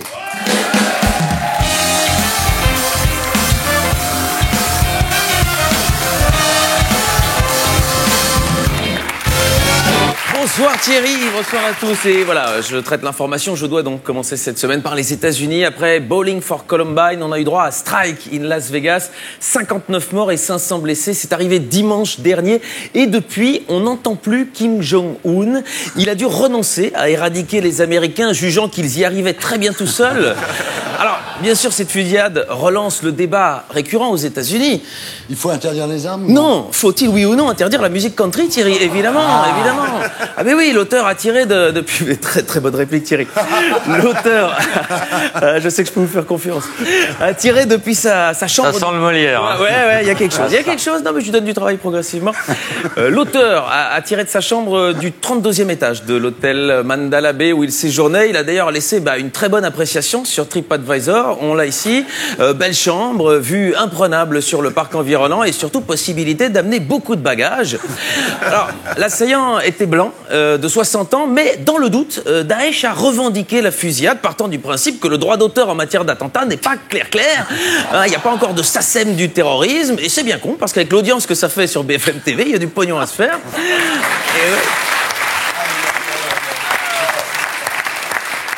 Mais voilà, ici, il s'agissait juste d'un déséquilibré. L'occasion, évidemment, de rappeler le vocabulaire à utiliser. Aux États-Unis, quand un arabe tue des gens, c'est un terroriste. Quand un blanc tue des gens, c'est un déséquilibré. Sauf s'il tue un noir, là, c'est un policier. Attention.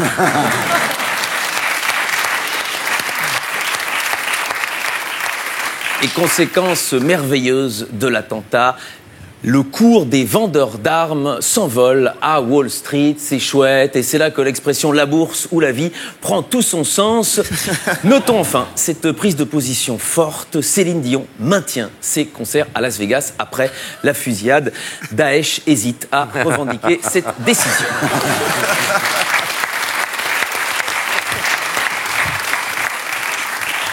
Et comment cette semaine parler d'attentats sans avoir une pensée, évidemment, pour les victimes de la gare Saint-Charles à Marseille.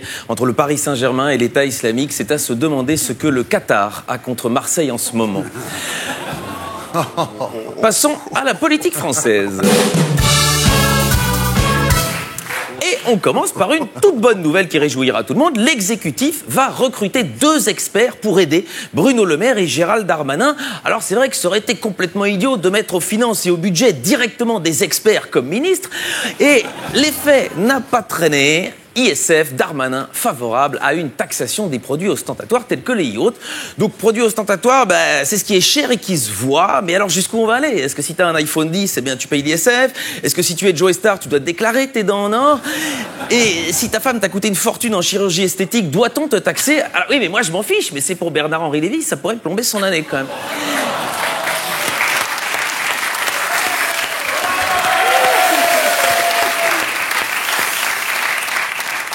Mais rassurez-vous, bonnes gens, malgré tout ça, le porte-parole du gouvernement, Christophe Castaner, a déclaré à propos de Macron, il est le président des pauvres au quotidien.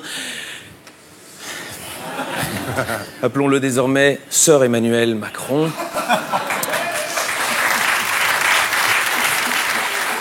Passons au Front National. Sur Facebook, la sénatrice FN Claudine Kaufmann compare les migrants aux nazis. Alors, pour une fois que le FN fait un compliment aux migrants, allez leur reprocher, je trouve ça nul. À gauche, le Canard enchaîné dévoile que Raquel Garrido n'aurait pas payé ses cotisations retraite depuis 6 ans. Et oui, mais Thierry, il va falloir augmenter le salaire, la pauvre, elle a du mal. Hein. On en parlera demain à 19h05. Bien joué le coup du teasing. Voilà. En tout cas, on connaît la nouvelle devise des insoumis. Insoumis de côté est un sous-prix sur les autres.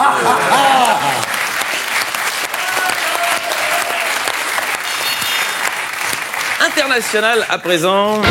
Donald Trump, il a minimisé l'ouragan Maria par rapport à Katrina à Porto Rico. Dans son discours devant les rescapés, il a dit « Ce n'est pas comme si vous aviez connu une vraie catastrophe comme Katrina ». Ce à quoi les portoricains ont répondu « Ce n'est pas comme si nous étions face à un vrai président américain comme Obama ». Et puis Trump a eu ce geste improbable, il a lancé des rouleaux de sopalin à la population. Alors c'est vrai qu'après un bon ouragan, pour se remettre une petite branlette, c'est quand même chouette. Alors, c'est vrai.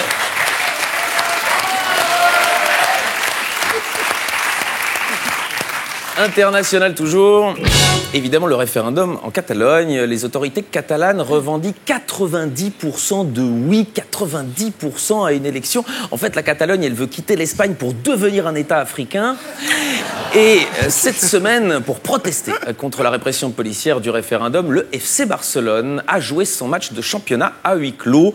Un stade vide pour soutenir une cause, c'est beau, mais il faudrait peut-être prévenir les supporters de Monaco qu'ils peuvent revenir maintenant. Ça fait longtemps que la principauté a eu son indépendance. Société à présent avec cette info, Sologamy, l'italienne Laura Messi s'est épousée.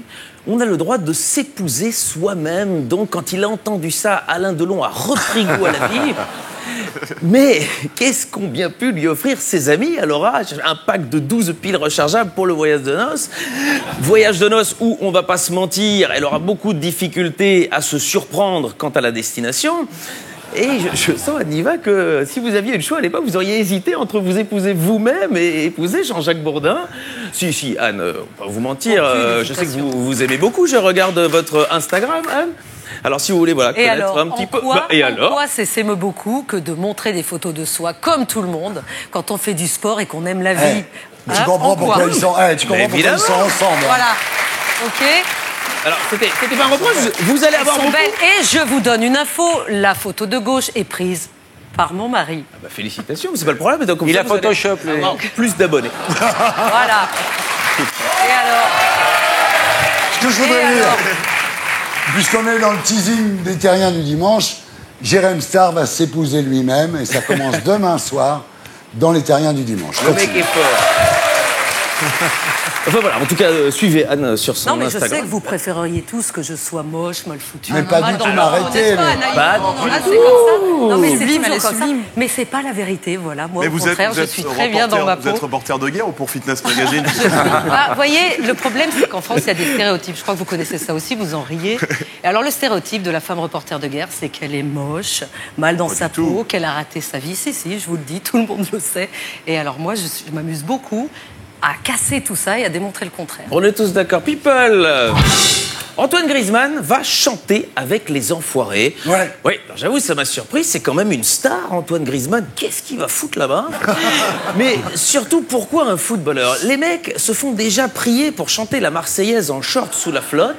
Et on voudrait qu'il chante du Benamar déguisé en carotte à côté de Mimi Mati en radis. Non.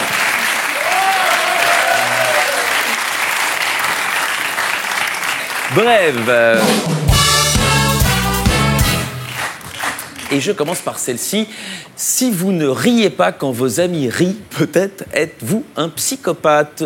Laurent Baffy, il va falloir commencer à se poser les bonnes questions. Je ne suis pas qu'un violeur, je suis également un psychopathe. Ouais. Et zoophile, je l'ai prouvé tout à l'heure avec France encore. Un drone confisqué après avoir survolé le sanctuaire de Lourdes. Alors bon, déjà, ça a dû surprendre tout le monde. On n'imaginait pas qu'il faisait autant de bruit, le Saint-Esprit. Mais surtout à Lourdes, les seuls qui ont le droit de voler, ce sont ceux qui te vendent à 30 € la petite fiole d'eau miraculeuse. Et la dernière nous vient du Nord. Ivre, le jeune marié veut brûler la voiture de son rival et se trompe de véhicule. Alors, c'est peut-être pas un hasard si on a mis le Nord juste à côté de ma Belgique. Et on termine, Thierry, par la culture. Vous aimez beaucoup ça. Oui, je propose chaque semaine une petite visite culturelle. Et cette semaine, venez à Bruxelles découvrir le jeune artiste franco-marocain qui vit et travaille en Belgique, Mehdi Georges Lalou. Il expose au Botanique à Bruxelles jusqu'au 5 novembre. L'exposition s'appelle Behind the Garden. Alors c'est couillu en Belgique d'appeler une exposition derrière le jardin, hein, vu que la dernière fois qu'on a exposé ce qui se trouvait derrière un jardin, c'était celui de Marc Dutroux. Alors, l'artiste a un père marocain musulman et une maman espagnole catholique, et on comprend mieux son prénom, Mehdi Georges. Hein, on imagine que ses parents avaient un vrai sens du compromis.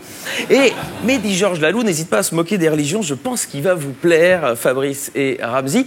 Première œuvre ici, une installation où on voit des tapis de prière avec que des chaussures d'hommes et puis une paire de chaussures de femmes. Œuvre qui aurait pu s'appeler Louboutin Akbar.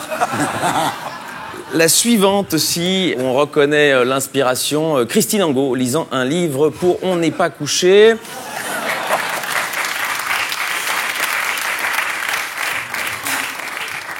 Une autre œuvre qui risque de vous plaire, 72 vierges. Elle s'appelle, représente 72 bustes au voile blanc immaculé. Une vraie provocation tant il est aberrant pour des vierges de ne garder que ce qu'il y a au-dessus des épaules. C'est de l'anti-Polanski. Et c'est une thématique qui lui plaît, puisque autre œuvre, 72 vierges dans le vent. Il a appelé celle-là des souhaits, Laurent Baffy. Mais là, voilà. Alors moi, la dernière fois que j'avais vu un truc du genre, c'était en allant voir ma mamie à la maison de retraite, un jour où il faisait sécher des draps après une épidémie de gastro. Mais voilà, je vous conseille cette œuvre quand même. Revenons à Mehdi Georges Lalou. Oui, c'est très beau. Un homme qui aime se mettre en scène dans ses œuvres, notamment celle-ci. Œuvre qu'il appelle « Ceci n'est pas une femme musulmane ». Non, non, non. Ceci est une tentative d'imitation ratée d'Eli Kakou. Et ici aussi, voilà une belle œuvre. Et ouais, on peut le voir comme ça, on peut le soupçonner d'avoir joué dans le remake marocain de Prison Break. Une autre, ici, voilà. Bon, alors c'est vrai qu'on dirait un extrait de TPMP avec Cyril Hanouna qui aurait demandé à Mathieu Delormeau de se mettre sous un hijab, mais non. Alors en plus, il aime la religion, mais il aime aussi tout ce qui se mange. Et on va le voir sur le prochain happening où il se fait asperger de couscous. Une œuvre qui a énormément plu à Florian Philippot, évidemment. Et puis la dernière, ma préférée. Œuvre, voilà, où il répond très certainement à une question que tout le monde se pose. Mais comment diable fait Philippe Croizon pour revenir du Lidl ? À la semaine prochaine. Bravo. C'est Alex Vizorek. On retrouve ici la semaine prochaine. Et d'ici là, sur cmux.fr. Annie, merci d'avoir été avec nous. Jean-Jacques Bourdin, merci d'avoir été avec nous. Et courage, hein. Et on passe maintenant à notre terrienne du samedi soir.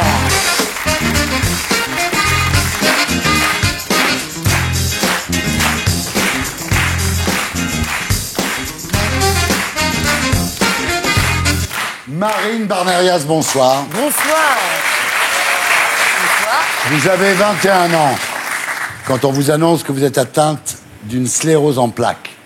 Et là, plutôt que de continuer à faire la tournée des neurologues pour trouver un traitement efficace, vous décidez de partir en voyage toute seule pour vous recentrer sur vous-même et apprivoiser votre maladie.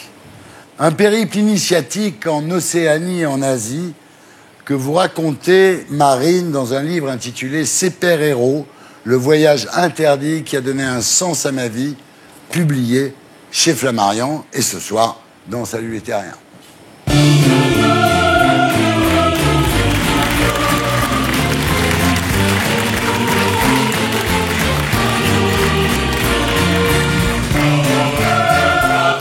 Marine, vous êtes née le 26 novembre 1993 à Saint-Cloud, dans le 92. Vous êtes scolarisée dans une école privée catholique, Blanche de Castille, au Chesnay. Oui. Décidément, c'est la soirée. Il n'y a pas une personne ici qui n'ait pas été éduquée dans une école catholique. Bah, c'est moi. Oui, toi, oui. Ben, ça se voit, d'ailleurs. Alors, votre père, journaliste, votre mère, assistante de direction dans une grosse entreprise d'imprimerie. Vous avez 5 ans quand vos parents divorcent, mais vous le vivez pas mal, en fait. Ça vous autonomise, c'est ça? Absolument. C'est vrai que je pense que le divorce peut diviser, mais là, je pense que ça m'a permis aussi de me recentrer et d'avoir une autonomie que j'aurais peut-être pas pu avoir Voilà. sans ce divorce qui est devenu une force, en fait, pour cette À famille. toute chose, malheur est bon. Ouais. À 14 ans, vous partez dans une pension à Compiègne. Ensuite, ça sera Amiens. Devient un vrai besoin de liberté déjà étant ado, quoi. Je pense que j'avais besoin de me retrouver dans ces petites banlieues aussi. On est vite externalisé un peu de nous-mêmes, donc j'avais besoin de voir d'autres horizons et de rencontrer d'autres personnes aussi. Alors, vous continuez vos études à Lille, et là, pendant une semaine, vous perdez l'usage de votre main gauche. Vous ne savez pas pourquoi. Ensuite, vous continuez vos études à Marseille. Vous avez 20 ans, vous êtes jolie, vous êtes dynamique, vous faites du jogging. À 7h du matin, c'est pas rien. Mais vous faites aussi la fête jusqu'à point d'heure, quoi. Vous avez une vie d'étudiante en école de commerce. Tout va bien. Le 3 avril 2015, vous participez avec votre BDS à un tournoi sportif entre écoles de commerce et de management. Et le lendemain, vous réalisez que votre vue périphérique diminue progressivement. Vous mettez ça sur le compte de la peinture, parce que c'est un peu peinturluré partout. Voilà. Ouais. Vous pensez que c'est ça? Ce qui se passe, c'est que là, je perds la vue du jour au lendemain. Ouais. Donc c'est vrai que quand on a une vie un petit peu à 100 à l'heure, quand on est étudiant et qu'il y a toutes les couleurs un peu à droite à gauche, là, justement, je voyais plus du tout ce qui se passait. Vous êtes obligé de tourner la Là, tête. je voyais pas Ramzy, par exemple. Voilà, par exemple. Vous me direz, c'est pas mal, N'aboute pas ton plaisir. Ouais. Vous mettez ça donc sur le compte de la peinture, mais plus la journée passe, plus vous avez mal à la tête. Et quand votre équipe gagne le trophée, vous vous rendez compte que vous voyez mal le trophée. C'était justement un concours qui était gagné, mais un peu à moitié, parce que ma vue commençait à se faire la malle. Donc, Le lendemain, les symptômes sont encore plus présents. La netteté a disparu. Vous allez voir un ophtalmo. Et l'ophtalmo vous dit ça n'a rien à voir avec la vue. Hein. C'est vrai que moi, j'arrivais pour une allergie avec de la peinture, et je me retrouve parachutée en moins de 5 minutes aux urgences. Ouais. Donc au début, je me dis, bon, il y a un petit problème. Et en fait, c'est avéré que ça a duré un peu plus longtemps. Vous allez voir un neurologue qui vous analyse. Et là, c'est terrible. Le neurologue lui dit, écoutez, allez chez vous, prenez vos affaires et revenez, parce qu'on va être obligé de vous garder une semaine à l'hôpital. Donc vous, au départ, c'est un truc, bon, j'y vois pas bien. Sauf que là, le neurologue, il vous casse complètement en vous demandant de venir habiter à l'hosto, quoi. Moi, il me casse complètement, parce que c'est vrai que je m'attendais absolument pas à être hospitalisée une semaine, et puis ça a duré encore un peu plus longtemps. Quand vous revenez à l'hôpital, Maxime, votre Jules est là, c'est quand même une super surprise, quoi. Absolument. C'est génial. C'est vrai qu'il était absolument pas à Marseille. Ouais. Donc quand je l'ai appelé pour lui dire que je me faisais hospitaliser, je suis revenue avec ma petite valise dans l'hôpital, et lui, il était là. Il est bien, Voilà. ce Maxime. Alors, à l'hosto, les scanners succèdent aux IRM. Vous êtes isolé, vous voyez rien. On vous injecte des doses massives de cortisone. Alors, les effets secondaires de la cortisone. C'est très bizarre, c'est une sorte de drogue où on a une montée justement euphorique de joie, et puis 2 secondes après, on est dans une dépression pas possible. Absolument. 2 semaines plus tard, le neurologue vous dit, vous avez la sclérose en plaques. Impossible de dire un mot, là. Vous saviez ce que c'était déjà ou... Non, déjà, je trouvais que c'était un mot très laid. Ouais. Voilà, Faut mieux sclérose dire en la plaques. CEP. La CEP, ça va, mais la sclérose en La plaques... sclérose en plaques, c'est quelque chose que j'entendais dans des films, et ça arrive Ouais. toujours aux autres, en fait. Ouais. Et quand ça tombe sur soi, on réalise absolument pas. Vous hurlez, mais avec la tête dans l'oreiller, parce que vous êtes classe. Ouais, absolument. Hein. Vous regardez votre maman et vous lui dites, est-ce que Maxime va vouloir d'une handicapée? C'est votre première réaction. C'est ma première réaction de me dire, punaise, j'ai 21 ans à l'époque. C'est une maladie, on me l'a expliqué très rapidement, qui est une maladie auto-immune, qui est une maladie qui est neurodégénérative. C'est-à-dire que moi, j'avais perdu la vue, j'avais perdu, comme vous le disiez très bien, ma main gauche avant. Et c'est une maladie qui peut que aller dans l'évolution. Et donc je me suis dit, mais comment je vais pouvoir dire à mon compagnon, justement, que il peut peut-être être en couple avec une personne qui peut être en fauteuil roulant bientôt. Ouais. Alors le neurologue vous donne une brochure pour vous expliquer ce qu'est la sclérose en plaques. Il vous dit qu'il repassera le lendemain. En fait, vous l'avez jamais revu. Non, c'est vrai que l'annonce du diagnostic, quand on vous dit vous avez une sclérose en plaques, je vais finir ma tournée et puis je reviens. Ouais. Et puis on vous donne rien, on vous donne juste une brochure sur votre lit d'hôpital. C'est un peu étrange quand même, comme annonce. Alors là, vous apprenez effectivement comment fonctionne la maladie, c'est-à-dire par poussées successives. Hein. Absolument. On peut avoir une poussée, puis après pendant 2 ans on n'a rien, puis après on a une autre poussée, et ainsi de suite. Hein. En fait, c'est une maladie comme toutes les maladies, je pense, qui est individuelle à chaque être humain.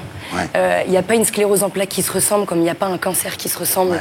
Je pense que c'est vraiment la personne qui la développe d'une manière ou d'une autre. Alors là, vous entamez un marathon des neurologues, mais vous n'êtes pas convaincu, parce qu'aucun ne vous donne une vraie réponse. Vous allez même voir un magicien guérisseur en Belgique. Il me met ses mains sur ma tête. Après avoir vu une dizaine de neurologues, je me dis, bon, la solution, elle n'est pas chez eux. Je vais peut-être essayer d'aller voir quelqu'un d'autre qui a un petit peu de magnétisme en disant ça. Quand on a un diagnostic comme ça qui tombe, on est tellement vulnérable qu'on externalise toutes les possibilités d'aller trouver une solution. Tout à fait compréhensible de chercher n'importe quelle solution dans ces cas-là. Donc en réalité, votre maladie, malheureusement, est incurable. Et vous réalisez à ce moment-là que la solution viendra de vous et pas de l'extérieur. Et vous décidez, c'est très important ça, de vous écouter vous. Oui, alors ça a été pas du tout une évidence au début. Ça a mis du temps justement de comprendre que avant d'aller rechercher ce que l'autre pouvait me conseiller, il fallait déjà que moi je me retrouve intérieurement, que je sois malade ou pas, dans tous les cas. Alors, plutôt que de vous reposer, parce que les neurologues vous disent reposez-vous, pas du tout. Là, on voit que vous avez pris le contrôle de votre vie. Vous poursuivez votre stage à Euronews. Et puis, vous vous mettez là, pour l'instant, dans un certain déni de la maladie. Vous commencez à écrire un petit carnet. Une espèce de thérapie personnelle, quoi. Absolument. Je pense que il y avait beaucoup de choses que je n'arrivais pas à verbaliser. Et il y avait mon cœur qui bouillonnait d'émotions, qui bouillonnait de plein de choses, qui n'arrivaient pas à s'exprimer. Et l'écrit m'a aidé à mettre des mots que j'aurais jamais réussi à sortir autrement, en fait, je pense. Malheureusement, 3 mois et demi plus tard, 3e poussée, vous reperdez la vue. Là, vous commencez à accepter votre maladie. Et vous décidez, à ce moment-là, de vous recentrer sur l'essentiel, c'est-à-dire le corps, l'esprit et l'âme. Voilà, là. Hein? Oui. Alors c'est vrai que ce corps, cet esprit et cette âme est venu grâce à ces petites notes que vous racontiez justement quand j'écrivais. Quand j'ai perdu la vue une 2e fois, je me suis replongée dans ces notes. Et là, il y a juste quelque chose qui est arrivé, mais droit dans ma figure, où je me suis dit, mais la corrélation entre mon corps et mes pensées, c'est hyper important. Je pense que j'avais mon corps qui grandissait sur une planète et mon esprit qui grandissait sur une planète opposée. Malheureusement, oui. Alors, vous partez seul avec un sac à dos. En fait, vous n'aviez jamais fait de camping, jamais fait de road trip. Vous avez 22 ans. Vous baptisez votre projet CEPER Héros. CEPER comme CEP, la sclérose en plaques, et Héros, évidemment. Vous récoltez 13 000 € sur un site de financement participatif, de crowdfunding. Vous baptisez votre maladie Rosie, avec comme symbole la rose. Et là, vous décidez de distribuer des roses. C'est-à-dire vous retournez la table, en fait. C'est ça qui est génial. Je pense que c'était aussi la solution de transformer quelque chose de laid. Et je pense que les mots, on devient nos mots. Et la sclérose en plaques, on la devient aussi avec ce mot qui est si laid. Et transformer une sclérose en rose, je voyais beaucoup plus les pétales que les épines, en fait. Très bien. Le 27 janvier 2016, vous vous envolez pour la Nouvelle-Zélande. Là-bas, vous vous concentrez sur votre corps pour désintellectualiser la maladie et la paranoïa qu'elle provoque. Parce que ce qu'il faut dire quand même, c'est que la sclérose en plaques, ça provoque de la paranoïa. Donc vous décidez d'être moins dans la pensée, d'être plus dans le physique. C'est vrai, puisque en fait, la sclérose en plaques, il n'y a pas de temps. On ne nous dit pas qu'on va être handicapé à telle heure, à tel moment. Donc dès qu'on a une sensation corporelle, quelle qu'elle soit, que ce soit des fourmillements ou quelque chose qui me gratte, quelque chose qui me démange, je me disais, punaise, c'est ma petite Rosie qui commence à s'activer. Et c'est vrai de réapprendre à vivre avec son corps et à écouter son corps. Écouter le corps, bien sûr. Parce que je pense que notre corps, c'est une personne à part entière. Vous restez 3 mois en Nouvelle-Zélande, vous faites du stop avec une pancarte. Don't worry, I'm cool. Ouais. C'est vrai que le stop, c'était une manière pour moi de gérer mon stress aussi. Parce que je pense que l'ennemi premier de toute maladie confondue, c'est quand même ce stress. Et voyager en stop, ça m'a permis justement d'être face à ces imprévus qui étaient constants, en fait. Il n'y a pas eu de mauvaises rencontres en 3 mois ? Mais écoutez, c'était exceptionnel parce que non. Et j'ai eu que des petites étoiles. Il y a eu qui des m'ont guidée. rencontres extraordinaires. À un moment, vous quittez le groupe d'Allemands avec qui vous êtes, vous descendez la montagne, et vous trouvez une fille qui est assise sur un tronc d'arbre avec la tête entre les mains, qui s'appelle Tini. Absolument. Et elle a la sclérose en plaques, quoi. Espèce de rencontre absolument magique, quoi. Mais c'est exceptionnel parce que c'est vrai que je pense que quand on se connecte vraiment à notre corps, il y a des sensations et il y a des choses que jamais de la vie j'aurais écoutées et que j'aurais ressenties avant. Et en haut de cette montagne, j'avais mon corps qui me disait redescends. J'avais pas encore fini cette marche. Et je me suis mise à redescendre d'un coup, sans vraiment comprendre pourquoi. Et arrivé en bas, je tombe sur cette fameuse femme. J'échange quelques mots avec elle. On est perdu au fin fond de la Nouvelle-Zélande. C'est incroyable. Et elle a aussi une rosie. Mais c'est dingue. Malheureusement, qui lui a piqué un petit peu plus les genoux et les mollets. Donc elle avait du mal justement à monter sur cette montagne. C'est incroyable. Puis il y a le mec aussi en 4x4. Donc Ouais. le type, il vous prend en stop. Il a une voiture automatisée. En fait, il a aussi une rosie. Absolument. J'arrive, il s'arrête. J'avais absolument pas remarqué qu'il était complètement justement handicapé et automatisé. Et puis là, on échange. Et à la fin de la conversation, je lui explique que je voyage pour ma rosie. Et là, on se serre dans les bras. Et il m'explique que lui aussi a une rosie. Ça a été un moment très très fort parce que toutes ces rencontres sur ce chemin, je suis toute seule à l'autre bout du monde en Nouvelle-Zélande et j'ai rencontré des dizaines de rosies, alors qu'avant dans ma vie, j'en avais pas rencontré une. Il vous donne de la force, ce type. Il me donne, mais plus que de la force. Je pense que c'est une force qui est inimaginable, que je pourrais même pas expliquer et trouver les mots pour retranscrire la force qu'il m'a donnée. Eh oui. Ensuite, vous allez en Thaïlande pour 2 semaines, le temps de faire des papiers pour aller en Birmanie. Et là, à l'aéroport de Bangkok, méga surprise, Maxime. Ah oui, encore là. Génial, ce Maxime. Il est là. Oui, je crois qu'il est juste là. Il est derrière. Maxime Il est où?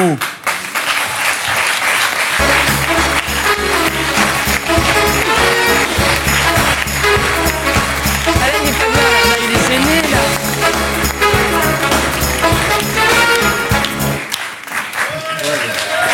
Allez. Bravo.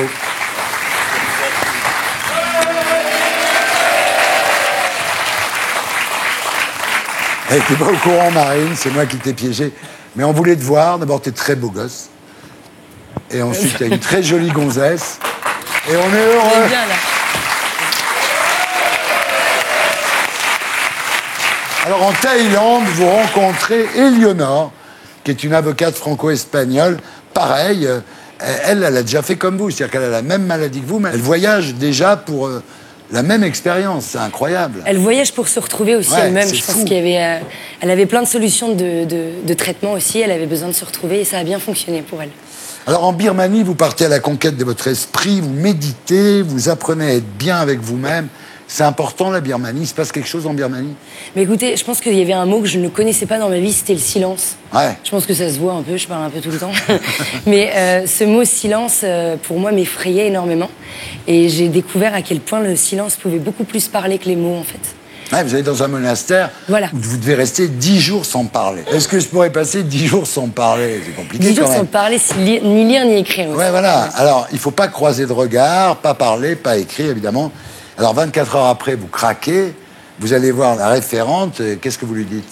Je lui demande si je vais rester la même Marine et si je vais pas sortir après 10 jours complètement transformée. Et là, elle me regarde, elle qui a l'habitude de méditer tout le temps. Elle explose de rire. Donc moi, ça faisait 24 heures que personne m'avait regardé. Là, elle me regarde, elle explose de rire, mais c'était exceptionnel pour moi. Et là, elle me regarde avec un air, mais elle me dit, mais Marine, tu vas pas te transformer en Bouddha après 10 jours. Et ça m'a fait du bien, et ça m'a fait un bien fou, cette conversation qui a duré exactement 10 secondes. Et après, je suis repartie. J'ai Vous distribuez des roses. Oui. C'est votre grand truc, en fait. Hein. Vous distribuez des roses. C'est vrai que les roses, pour moi, ça a été, dans le 2e monastère, ça a été une force parce que je trouve que la maladie, on peut la rendre tellement fleurie, on peut vraiment la fleurir d'une manière très positive. Et ce geste de distribuer des roses m'a autant apporté que des gens qui l'ont reçu, je pense. Alors, en Mongolie, vous vous concentrez sur l'âme et vous participez à une transhumance, donc c'est-à-dire que vous faites 8 heures de cheval par jour, Oui. en silence. Là, j'avais... Ouais. Vous n'avez pas le choix, vous ne comprenez pas ce qu'il racontait. Ah non, là, le mongol, c'est un peu compliqué. Alors, vous partez avec Muji et jusqu'à la frontière russe et vous rencontrez les Tsatanes. Alors, les Tsatanes, c'est une peuplade qui élève des rennes dans la taïga. Hein. Là, Absolument. très très loin quand même. Les Tsatanes, ça a été une expérience exceptionnelle avec ce fameux Mouji que j'embrasse, même s'il m'entendra jamais. Mais Vous taillez du bois, vous trayez des rennes. Enfin, moi qui n'avais jamais campé de ma vie, Ouais. qui découvrais tout ça depuis 9 mois, là c'était vraiment du sauvage de A à Z. Et 8 mois plus tard, vous rentrez en France et vous découvrez qu'il y a 8 mois que vous n'avez pas eu de poussée de Rosie. Bah, c'est vrai que c'est les scléroses en plaques, c'est les paralysies, on dit que ça s'appelle des poussées. Dès que j'ai perdu la vue une deuxième fois, j'ai voulu partir, retrouver ce corps, cet esprit et cette âme. Et là, ça fait 2 ans justement que ma petite Rosie m'a pas piqué.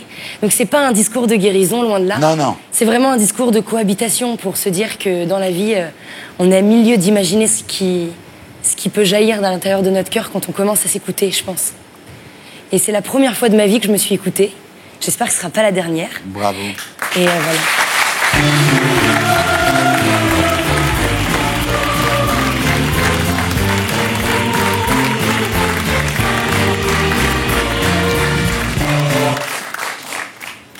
Super histoire.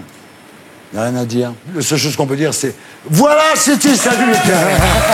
Votre talk du samedi soir avec Jean-Jacques, Anne, Robert, Ramzy, Fabrice, Anaïs, Marine et Maxime. Merci à tous ceux qui m'ont aidé à faire cette émission. Rendez-vous demain à 19h05 pour les terriens du dimanche. Et d'ici là, c8.fr pour revoir l'émission. Et n'oubliez pas, les terriens n'ont peur de rien.